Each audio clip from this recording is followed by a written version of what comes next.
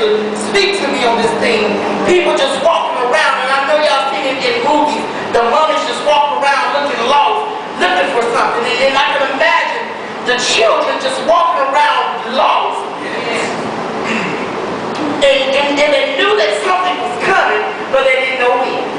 But I'm glad to tell you tonight that on that day, the day of Pentecost, when they were all on one accord, see, that's what the Lord wants us to be. He don't want mess in his house. He wants everybody on one accord.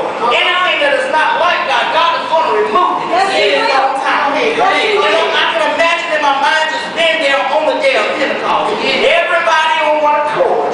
Just waiting and waiting on something from the Lord.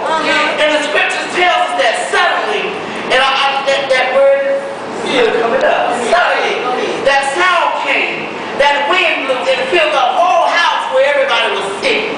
According to King James, verse 3 says, and there appeared unto them cloven tongues. Cloven meaning divided, split tongues, like as of fire. And it set upon each of them. Verse 4, and they were all filled with the Holy Ghost. And began to speak in other tongues as the Spirit gave them utterance. Examining verses 3 and 4, this was the fulfillment of the prophecy from John the Baptist, which the disciple Luke explained in Luke 3:16. We know that John the Baptist was able to baptize us with water. And the water symbolized the washing away of our sins. But when Jesus baptized, he baptizes us with fire, which signifies the Holy Spirit has come in. The Bible tells us that tongues symbolizes speech in the communication of the gospel, and the fire symbolizes God's purifying presence. When we look back, our minds tend to wonder about the song when God is in the building. That old songwriter said, when God is in the building, the sick are healed. Let me just call the roll for just a moment. I can see Brother Paul in his Damascus experience. How my God showed up and showed out. You see, expecting unexpected when God is in the building. The old songwriter then told us that when God is in the building, the dead can be raised. Before I call on Brother Lazarus from the grave, I want y'all to know that this is not just a physical death, but it can also be a spiritual death. Some of us today are dead in Christ spiritually. We go to church every Sunday expecting something from the Lord. And then we tend to wonder why God is not showing up. But I stopped by here today just to let you know that when God is in the building, all you can do is expect the unexpected. Some of us got to line up and get right with God. It's time out for playing church. So many times in my life, right down the road of a beauty spot, I got up and I shouted because I thought I felt happy. But no, in their heart, I'm glad I felt a friend named Jesus, who not only baptized me with water, but he baptized me with fire.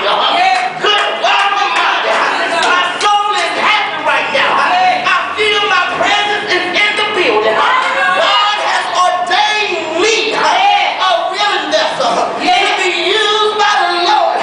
Good God Almighty. But I can see in my mind, Brother Lazarus' sisters Mary and Martha began to call on Jesus when their brother got sick. Y'all don't want to hear me, but Jesus stayed there 4 more days. Good God Almighty. And they tell me that Brother Lazarus died and were dead for 4 days before Jesus arrived to the city. Good God Almighty. My soul is burning and I got to get this thing out. Y'all bear with me for just a moment and I'm going to be out your way. But I learned to expect the unexpected when God is in the building. The story tells us that Brother Lazarus, Jesus got there and them sisters was mad because Jesus let their brother die. Good God Almighty. But I'm so glad. I'm so glad that Jesus is who he is. Because the story tells us that Jesus got there and looked out over the grave. See, the songwriter said when God is in the building, the dead can be raised. And the story tells us that Jesus looked out over that cemetery and said, Lazarus, come forth. Good God Almighty.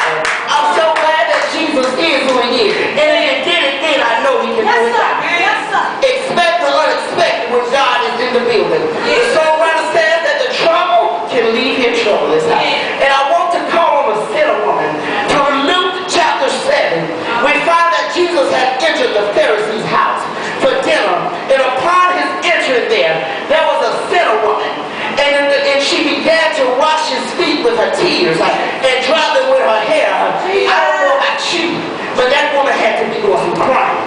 That woman had to be doing some crying. If you don't know about back in those days, when the days when Jesus was here, when you would go to somebody's house to eat, and y'all, I just learned this. I didn't never tell anybody I was a scholar of the gospel. I'm still learning every day. But they tell me when you went to somebody's house to eat, they put you in a seat, and your feet was up like this. And I can imagine them being there, seeing that woman because she snuck in. Luke tell you she snuck in. And I can imagine her sneaking in, going to Jesus' feet, begin to cry, and washing his feet with her tears. And then not only that, she began to dry them with her hair. Good God Almighty. And Jesus said because of her faithfulness and because of her dedication that her sins were forgiven. Now I don't know about you, but I'm so glad I got a Savior that can wash away all my sins. I'm so glad I got a friend in Jesus. Good God Almighty. But before I leave here today, I got to go back there and tell y'all about my best friend. See, when I begin to go back in the Word and look over what my life would be like, I'm reminded of my homegirl Hannah. Good God Almighty. Hannah was troubled because all she wanted from the Lord was a son. I know y'all know the story. And the Bible tells us that Sister Hannah went up there and prayed. But her problem was, what her trouble came in was, her husband had another wife by the name of Panama. Good God Almighty. A lot of us in here today got Panamas in our life. Whether you want to see it or not, everybody been through a Panama. Everybody experienced a Panama. Good God Almighty. But I'm so glad that when God showed up, God showed out. She expected the unexpected. When her God was in the building, the story tells us that Hannah went on, and because of her faithfulness, God honored her prayer. Good God Almighty. The story tells us that she had that son, and she named him Samuel. Good God Almighty. And because in her prayer she told God, if you give me that, I will give him back to you. The story tells us that she gave him back to the Lord, and he blessed them. He blessed them. Good God Almighty. The